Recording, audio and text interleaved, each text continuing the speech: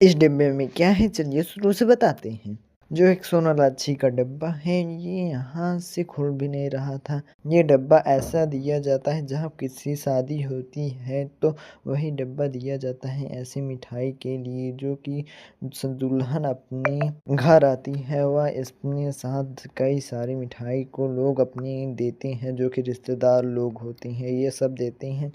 यह गाँव की सारी पारंपरिक होते हैं जो कि बहुत ज़्यादा गुस्सा भी लग रहा था क्योंकि उसमें कागज़ भर के दे दिए थे जो कि मैं छत पे आया पूरा शादी आने के बाद बहुत ज़्यादा कपड़ा बिखरा हुआ था, बहुत ज़्यादा गुस्से